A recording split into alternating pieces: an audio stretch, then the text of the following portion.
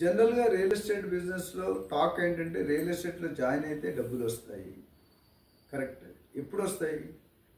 Just join అయితే డబ్బులు రావు కదా. మనం పప్పు కొంటే ఇడ్లీ రాదు. పప్పు కొన్న తర్వాత నానబెట్టాలా, నానబెట్టిన తర్వాత రుబ్బాలా, రుబ్బిన తర్వాత ఇడ్లీ పెట్టాలా, ఉడికించాలా, తర్వాత తింటాం. దేనికైనా ఒక ప్రాసెస్ ఉంటుంది. Rome is not built in one day.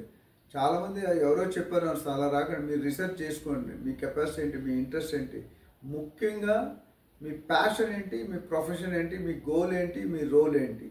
A A ఏజెంట్కైనా role clarity, goal clarity లేకపోతే బిజినెస్ కాదు.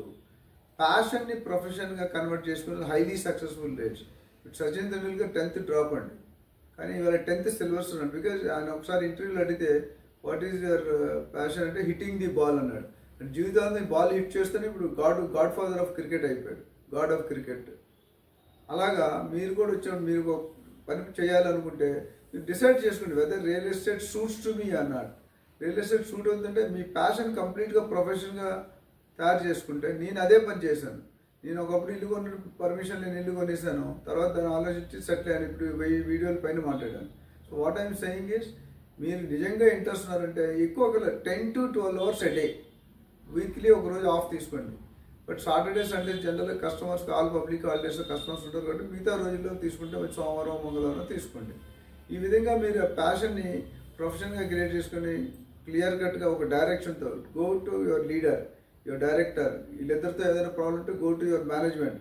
At the end of the day problems ఎప్పుడు వస్తాయంటే డబ్బులు రానప్పుడు అండి. డబ్బులు వస్తే ఏ ప్రాబ్లం మనకు కనిపించదు. వాల్యూ ఎడిషన్ చేయాలి. వాల్యూ ఎడిషన్ అంటే ఏం చెప్తున్నాను, పాలు మనం డైరెక్ట్గా అమ్మితే ఒక రేట్ వస్తుంది, పాలుని పెరుగు చేసి అమ్మితే వేరే రేట్ వస్తుంది, పెరుగుని వెన్న చేస్తే వేరే రేట్ వస్తుంది, పెరుగుని నెయ్యి చేస్తే వేరే రేట్ వస్తుంది, పాలని. అంటే ఎవ్రీ స్టెప్లో ఎన్హాన్స్మెంట్ జరుగుతుంది. ఒక చిన్న ఎగ్జాంపుల్ ఇచ్చి వీడియో క్లోజ్ చేస్తుంది. ఒక తండ్రి ఒక అబ్బాయికి ఒక రాయి ఇచ్చాడండి. ఒక రాయి ఎక్కడో దొరికింది, మైన్స్లో దొరికిన రాయి ఇచ్చాడు. ఈ రాయి ఇచ్చి నువ్వు రేట్ కనుక్కొని రా అంటే మార్కెట్ పంపిస్తాడు. ఆయన ఈ రోడ్డు మీద స్ట్రీట్ శిల్పాలు చెప్తారు కదా, ఆయన దగ్గరికి వెళ్ళాడు. ఈ రాయికి 100 రూపాయలు ఇస్తానంటాడు. ఓకే, వెళ్ళి ఇంటికి వెళ్తే నాన్న 100 రూపాయలు ఇస్తా అంటాడు. కాదు తప్పు, మళ్ళీ ఇంకో దగ్గరికి వెళ్ళాడు. సో గోల్డ్ జ్యువెలర్స్ దగ్గరికి వెళ్తాడు. వెళ్తే దీనికి నేను 1,00,000 రూపాయలు ఇస్తాను అంటాడు. మళ్ళీ ఇంటికి వెళ్తాడు, నాన్నగారు 1,00,000 ఇస్తాను. కాదు, మళ్ళీ వేరే ఎగ్జిబిషన్కి వెళ్ళమంటాడు. ఎగ్జిబిషన్లో మనకి హైదరాబాద్లో అనుకుంటే సాలార్జంగ్ మ్యూజియం యాంటీక్ పీసెస్ ఉంటాయి ప్రతి ఎగ్జిబిషన్లో కూడా. అక్కడికి వెళ్తే ఆ యాంటీక్ పీస్కి ఆయన 1,00,00,000 రూపాయలు ఇస్తాను. అంటే రాయదే వాల్యూ మారుతుంది. ఇది ఎందుకు చెప్తుంటే ఆ ఏజెంట్, ప్రతి ఏజెంట్ ప్రతి ప్రొఫెషనల్గా అయితే చేస్తే మాత్రం డెఫినెట్గా సక్సెస్ వస్తుంది.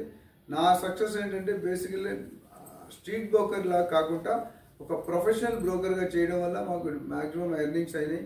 We are very happy. వేల ట్రాన్సాక్షన్ చేసాం, ఇప్పటికీ రిఫరెన్స్ వస్తూనే ఉంటాయి. సో నా దగ్గర ట్రైనింగ్ అయిన వాళ్ళకి చాలామందికి లీడ్స్ కూడా పాస్ ఆన్ చేస్తున్నాను. మీరు రియల్ ఎస్టేట్లో ఎదగాలి అంటే ఈ టిప్ ఒకటి ఫాలో అవ్వండి. మీరు ఫాలో అయ్యి రాకపోతే నా దగ్గర రండి. Thank you.